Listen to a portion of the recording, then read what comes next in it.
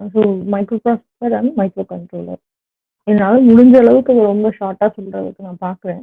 But ஆனா இது ஃபுல்லா தியரி தான். 90% தியரி தான். ஸோ நீங்க நெறைய மெமரைஸ் பண்ற மாரி தான் இருக்கும். ஆல்ரெடி நீங்க மைக்ரோ ப்ராசஸர், மைக்ரோ கண்ட்ரோலர் ஓரளவுக்கு தெரியும் அப்டின்னா, உங்களுக்கு புரிஞ்சிருக்கும். இல்ல எல்லாமே மறந்து போயிருச்சு அப்டின்னு சொன்னா, இப்ப இது வந்து ஒரு ரீகாலிங் செஷன் மாரி தான் இருக்கும் உங்களுக்கு.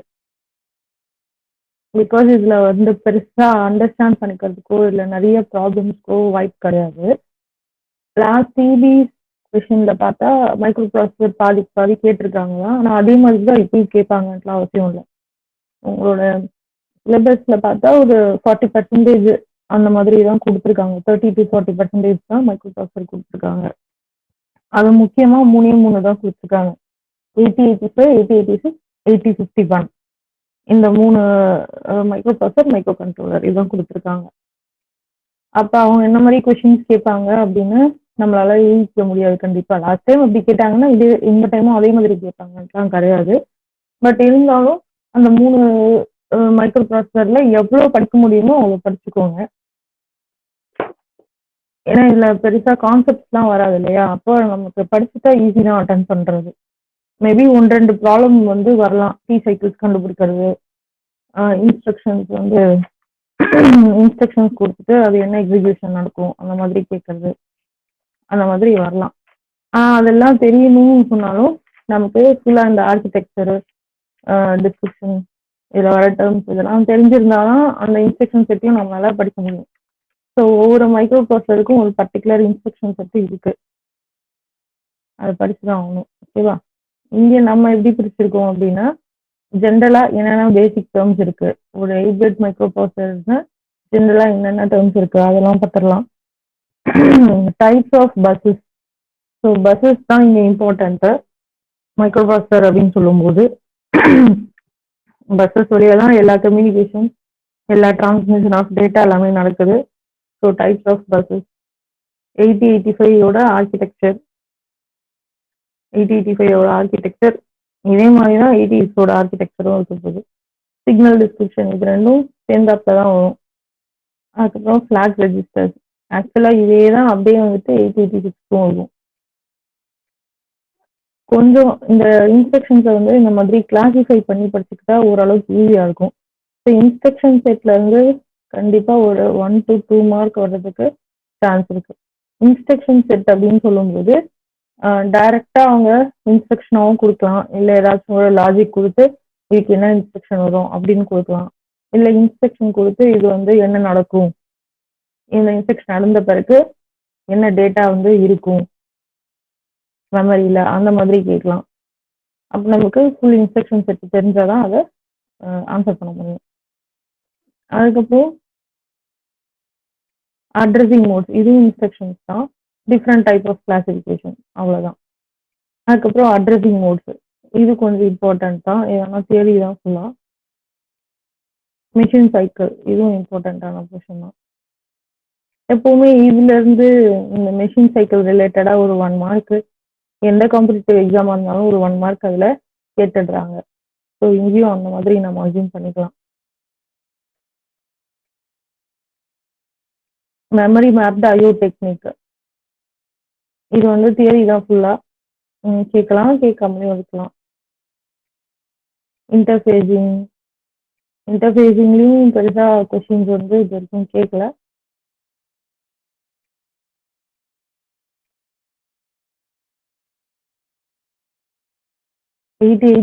ஆர்கிடெக்சர், சிக்னல் டிஸ்கிரிப்ஷன் இதே மாதிரி இன்ஸ்ட்ரக்ஷன்ஸ் எடுத்து எல்லாமே இருக்க போகுது. அண்ட் 8085, 8086 கம்பேர் பண்ணி படிச்சுக்கலாம். இன்ஸ்ட்ரக்ஷன் செட் இங்கேயும் இருக்குது. அண்ட் ஃபைனலாக 8051 அதையும் படிச்சுக்கலாம்.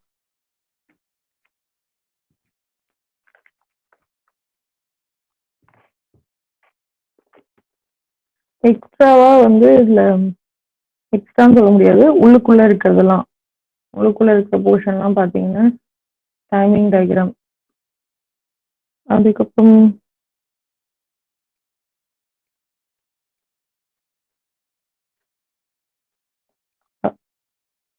அதான் timing diagram, machine cycle already பார்த்துட்டோம். ஸோ இந்த போர்ஷன்ல இருந்து கொஷின்ஸ் வரதுக்கு சான்ஸ் இருக்கு. இதுதான் சொல்லிட்டேன் ஏற்கனவே. ரைட். இதுல ஃபுல் அசம்பிளி லாங்குவேஜ் ப்ரோக்ராம்லாம் நம்மளால படிக்க முடியாது. இருந்தாலும் எந்த அளவுக்கு நம்ம இன்ஸ்ட்ரக்ஷன்ஸ் எடுத்து படிக்க முடியுமோ அது படிச்சுக்கலாம். ஆப்கோடோட சேர்த்து ஆப்கோட் படிக்க முடியாது. ஆப்கோடு தான் நம்மளுக்கு அவங்க வந்து ஆப்கோட் கேட்கல. ஓகே, மிஷின் லாங்குவேஜ் அவங்க வந்து கேட்கல. நம்மளோட சிலபஸ்ல வந்து அசம்பிளி லாங்குவேஜ் ப்ரோக்ராமிங் தான் கேட்டிருக்காங்க. ரைட்.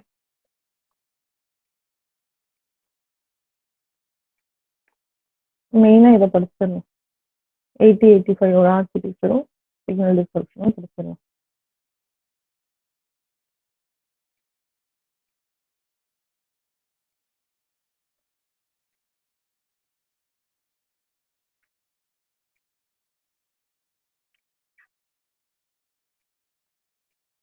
கொஞ்சம் பேசிக் டெர்மினாலஜிஸ் எடுத்து வச்சிருக்கேன். இதுல உங்களுக்கு தெரிஞ்சிருக்கலாம், இல்ல தெரியாமலும் இருக்கலாம். உங்களோட லெவல் ஆஃப் நாலேஜ் என்னன்னு எனக்கு தெரியல. அதனால நான் ரொம்ப பேசிக்னு எடுத்து வச்சிருக்கேன்.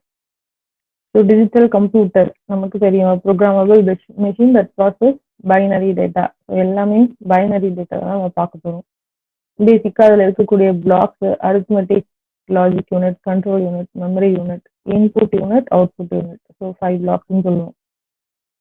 அண்ட் அப்போ சென்ட்ரல் ப்ராசஸிங் யூனிட் அப்படின்னா the group of circuits that processes data and provides control signal and timing.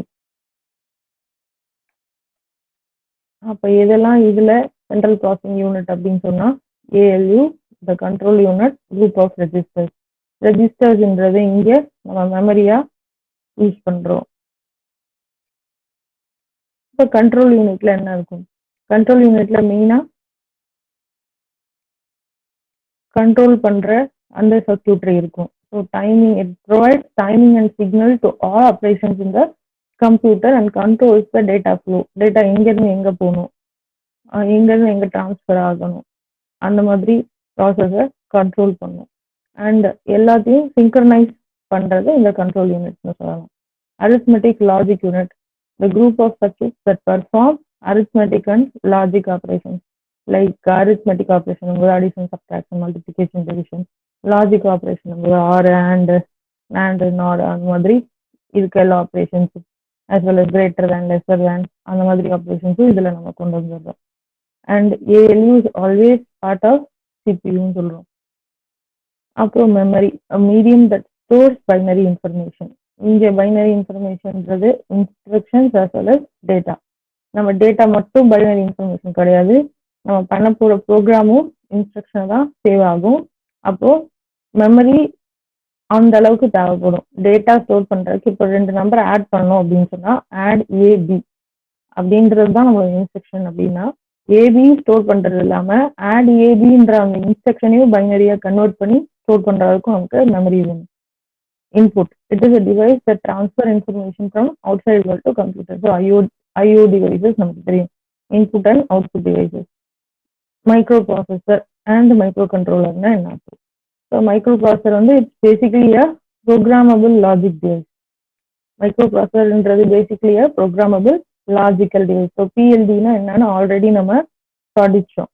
அந்த PLD வந்து ஒரு இன்டகிரேட்டட் சர்க்யூட்ரியா யூஸ் பண்ணும்போது, ஒரு ப்ரோக்ராமபிள் இன்டகிரேட்டட் சர்க்யூட்ரியா யூஸ் பண்ணும்போது என்னெல்லாம் அது பண்ணும் அப்படின்னா, it can compute as well as it can make decisions. So கம்ப்யூட்டேஷனும் பண்ணுது, டெசிஷன் மேக்கிங்கும் பண்ணுது. அது எப்படி பண்ணுது? நம்ம வந்து ஒரு சாதாரண ஒரு ஆர் கேட், அண்ட் கேட்லேருந்து ஸ்டார்ட் பண்ணோம். அதுக்கப்புறம் அது காம்பினேஷன் சர்க்யூட்டாக பில்டப் பண்ணோம். காம்பினேஷன் சர்க்யூட் வந்து சீக்வென்ஷியல் சர்க்யூட்டாக பில்டப் பண்ணும். மெமரி எலிமெண்ட்ஸ் ஆட் பண்ணும், ஃபிளிப் ஃப்ளாப்ஸ் ஆட் பண்ணும், சீக்வென்ஷியல் சர்க்யூட்டாக பில்டப் பண்ணும். அண்ட் சொல்லும்போது சீக்வென்ஷியல் சர்க்யூட்ஸ் வந்து பாஸ்ட் அவுட்புட்ஸ் ஆர் பாஸ்ட் இன்புட்ஸும் டிபெண்ட் பண்ணுது அப்படின்னு சொன்னோம். ஸோ டிபெண்ட் பண்ணது, பாஸ்ட்ல டிபெண்ட் பண்ணதுனால மெமரி இருக்குன்னு அர்த்தம். அதுக்கப்புறம் என்ன பண்ணோம், கொஞ்சம் கொஞ்சமாக இந்த சர்க்யூட்டை ப்ரோக்ராமபிள் சர்க்யூட்டாக மாற்றணும் by using AND array and OR array. ஒரு பக்கம் ஆண்ட் அரே போட்டுட்டு இன்னொரு பக்கம் ஆர் அரே போட்டுட்டு ஏதாவது ஒன்று ப்ரோக்ராம் பண்ணலாம், இல்லைன்னா ரெண்டுமே ப்ரோக்ராம் பண்ணலாம் அப்படின்ற மாதிரி கொண்டு வந்தோம். ஸோ அதுலேருந்து வந்தது தான் இந்த PROM, programmable read only memory. அந்த ப்ராம்ல இருந்து டெவலப் ஆனதுதான் இந்த programmable integrated circuit or programmable integrated டிவைசஸ்ன்னு சொல்லலாம். ப்ரோக்ராமபிள் இன்டெகிரேட்டட் சர்க்யூட் இன்னும் நம்ம போகலாம், அது மைக்ரோ கண்ட்ரோலர்ல போகலாம். இப்போதைக்கு ப்ரோக்ராமபிள் இன்டெகிரேட்டட் டிவைசஸ், அதாவது மைக்ரோ ப்ராசஸர். அப்போ பேசிக்கா அது வந்து ஒரு semi conductor device which is manufactured by LSI or VLSI Techniques. என்னெல்லாம் இருக்கும் ஒரு மைக்ரோ ப்ராசஸர்லன்னா, அரித்மெட்டிக் லாஜிக் யூனிட் இருக்கும், கண்ட்ரோல் யூனிட் இருக்கும், அண்ட் ரெஜிஸ்டர்ஸ் இருக்கும். எல்லாமே சிங்கிள் சிப்ல இருக்கும். ஸோ சிபியூன்றதும் மைக்ரோ ப்ராசஸர்ன்றதும் ஒன்று தான். சிபியூலையும் அதே தான் இருக்கு, ஆனால் இது தனித்தனி ட்ராக்காக இருக்கும் ஆர் தனித்தனி ஹார்ட்வேராக இருக்கும். வேற மைக்ரோ ப்ராசஸர்ன்றது ஒரு சிங்கிள் சிப்ல இன்டெகிரேட் ஆகிருக்கும். ஸோ மைக்ரோ கண்ட்ரோலர்ன்றது என்ன? இது device that includes micro processor, memory, and input-output interface logic on a single chip fabricated using VLSI technology. So இங்கே மெமரியும் இருக்குது. என்னெல்லாம் பண்ணும் மைக்ரோ ப்ராசஸர்னா, it can read instruction from memory. அது மட்டும்தான் பண்ணுமா? எக்ஸிக்யூட் பண்ணும். ரீட் பண்ணுறது மட்டும் இல்லை, அதை எக்ஸிக்யூட் பண்ணுறதும் பண்ணும். பேசிக்காக ஒரு டிஃப்ரென்ஸ் இருக்கும். இப்போ நம்ம டிஸ்கஸ் பண்ணுறது எல்லாமே கம்ப்யூட்டரும் பண்ணும், பட் அதுக்கும் மைக்ரோ ப்ராசஸர் மைக்ரோ கண்ட்ரோலருக்கும் சம் டிஃப்ரென்ஸ் இருக்கும். அதையும் பார்க்கலாம். அதுக்கு முன்னாடி இதெல்லாம் பார்த்துடலாம். பிட், ஸோ டிஜிட் 0 ஆர் 1 பிட்னு சொல்கிறோம். Nibble group of 4 bits, byte group of 8 bits. அப்படி ரீகால் பண்ணிக்கோங்க, இதெல்லாம் அவ்வளோதான் தெரிஞ்சிருக்கும் ஆல்ரெடி. பைட்னும் போது சம் கன்ஃபியூஷன் வரும். 4 பிட் அப்படின்னு சொல்லிடுவோம், ஆனால் 4 பிட் கிடையாது. பைட் அப்படிங்கும்போது 8 bits. Word group of bits. Computer recognises and processes at a time, so 1 word. அப்போ இந்த வேர்ட் லென்த் வச்சு தான் நம்ம ஒரு மைக்ரோ ப்ராசஸரை டிஃபைன் பண்ணுறோம். அதுக்கப்புறம் instruction. இன்ஸ்ட்ரக்ஷன்ன்றது a commanded binary that is recognized and executed by computer. Mnemonic instruction is meaningful combination of letters used to suggest the operation of an instruction. அப்போ இது வந்து யூசர் லெவல்ல, இது வந்து மெஷின் லெவல்ல. மெஷினுக்கு படிக்க முடியாது, ஏபிசிடி தெரியாது, 0-1 தான் தெரியும். அண்ட் 0-1 கூட எப்படி தெரியும்? ஃபியூசஸ் பேர்ன் ஆயிருந்தா லாஜிக் 1, ஃபியூஸ் பேர்ன் ஆகலைன்னா லாஜிக் 0. அப்படிதான் அதை எடுத்துப்போம். பட் யூசரால அப்படி கொடுக்க முடியாது, எல்லாத்தையும் 0-1 கொடுக்க முடியாது. அப்போ நம்ம நிமோனிக் இன்ஸ்ட்ரக்ஷன்ஸ் மூலயமா கொடுக்குறோம். நிமோனிக் இன்ஸ்ட்ரக்ஷன்றது கொஞ்சம் கொஞ்சம் நம்ம அண்டர்ஸ்டாண்ட் பண்ற லெவலில் தான் இருக்க போகுது. But a group of wires or lines used to transfer bits from the microprocessor and other components of the computer system,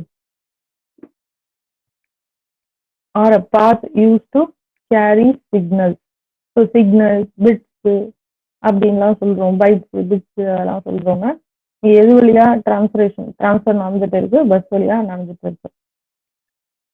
micro computer, so micro processor, micro controller, இது micro computer. A digital computer having a microprocessor as its CPU. So first evolve ஆன கம்ப்யூட்டர்ல CPU தனியா இருந்துச்சு. அப்புறம் அந்த சிபியூவை ஒரே சிப்ல கொண்டு வந்தாங்க, அது மைக்ரோ ப்ராசஸர். ஸோ மைக்ரோ ப்ராசஸரே சிபியூவா யூஸ் பண்றாங்க, அது மைக்ரோ கம்ப்யூட்டர். அடுத்தது ரெண்டு இம்பார்ட்டண்ட்டான டெஃபினிஷன் இருக்கு. மெஷின் லாங்குவேஜ்னா அசம்பிளி லாங்குவேஜ். ஸோ மெஷின் லாங்குவேஜ்ன்றது the binary medium of communication with the computer through a designed set of instructions specific to each computer. அப்போ மெஷின் லாங்குவேஜ் நமக்கு தெரியாது இல்லையா? மெஷின் லாங்குவேஜ்ன்றது 0s and 1s இருக்கும், கம்ப்யூட்டரால மட்டும்தான் புரிஞ்சுக்க முடியும். ஆர் மோர், இது எப்படின்னா ஒரு சாஃப்ட்வேரை ஹார்ட்வேரோட இன்டகிரேட் பண்ற அந்த பார்ட்டா இருக்கும். சாஃப்ட்வேரை ஹார்ட்வேரா மாத்திர அந்த பார்ட்டா இருக்கும். ஹார்ட்வேர் அப்படின்னு சொல்லும்போது ஃபுல் அண்ட் ஃபுல் வந்துட்டு கேட்ஸு அந்த மாதிரி கிடையாது. R it can be like நம்ம கொடுக்குற அந்த ப்ரோக்ராமை வந்து 0 and 1 கன்வெர்ட் பண்ணி அதுக்கேற்ற மாதிரி சுவிட்சஸ் ஆன் ஆஃப் பண்ற ஒரு சர்க்கியூட் அப்படின்னு சொல்லலாம். அசம்பிளி லாங்குவேஜ்ன்றது என்ன பண்ணும் அப்படின்னா, இது வந்து யூசர் சைட்ல கொடுக்கறது. Medium of communication with the computer in which programs are written in mnemonic. இதுதான் நம்மளுக்கு கேட்டிருக்காங்க. ஸோ அசம்பிளி லாங்குவேஜ்ன்றது அகைன் யூசர் சைட்ல ஃபீட் பண்ற ஒரு லாங்குவேஜ். மெஷின் லாங்குவேஜ்ன்றது மெஷின் வந்து எக்ஸிக்யூட் பண்ற ஒரு லாங்குவேஜ்னு சொல்லலாம். நம்ம கொடுக்குற இன்ஸ்ட்ரக்ஷனை மெஷின் வந்து எக்ஸிக்யூட் பண்ற ஒரு language. And this is performed with help of circuit.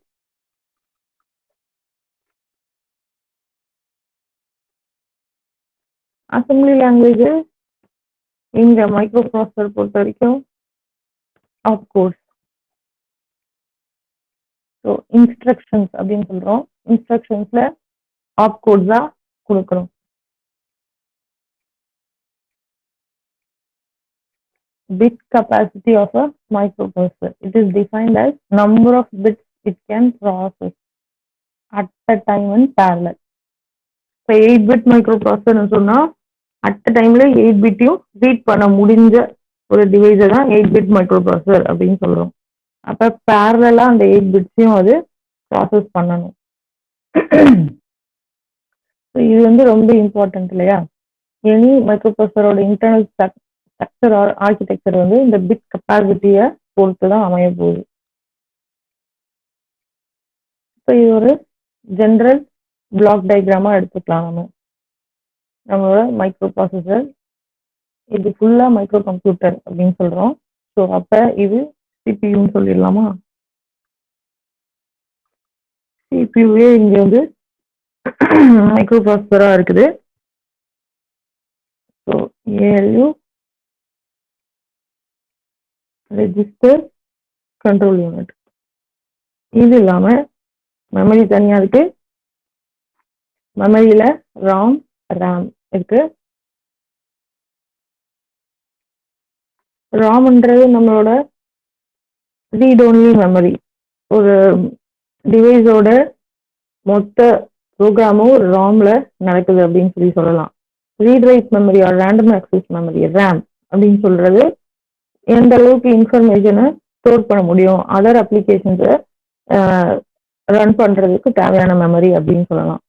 So இது வந்து மெயின் மெமரி அப்படின்னு சொல்றோம், ஆர் பிரைமரி மெமரி அப்படின்னு சொல்றோம். ரேம் இதை வந்துட்டு செகண்டரி மெமரி அப்படின்னு சொல்றோம். செகண்டரி மெமரி ஆர் பெரிஃபரல் மெமரின்னு கூட சொல்லலாம்.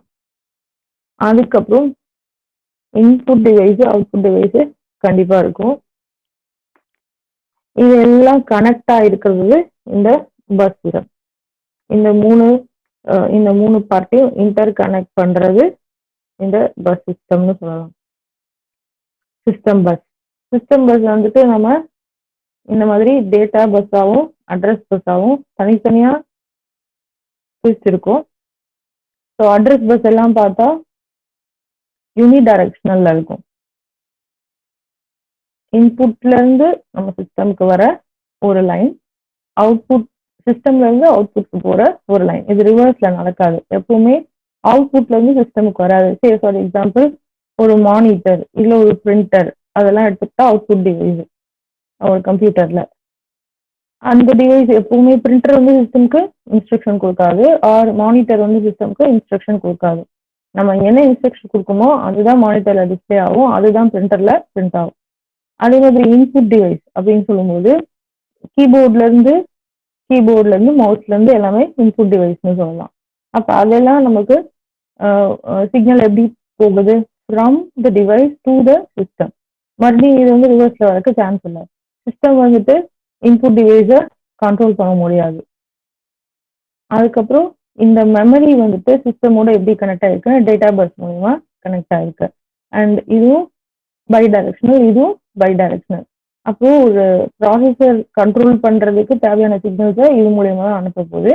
அதே மாதிரி மெமரியில இருந்து டேட்டாவை ஃபெச் பண்றதுக்கு இல்ல எக்ஸிக்யூட் டேட்டாவை ஸ்டோர் பண்றதுக்கு இதுக்கு தேவையான இந்த லைன்ஸும் வந்துட்டு பை டைரக்ஷனல் லைன்ஸ் அப்படின்னு சொல்லலாம்.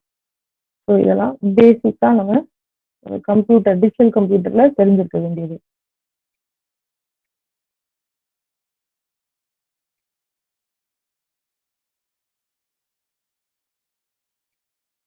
இன்னும் கொஞ்சம் டீட்டெயிலா இங்க நான் உங்களுக்கு கொடுத்துருக்கேன்.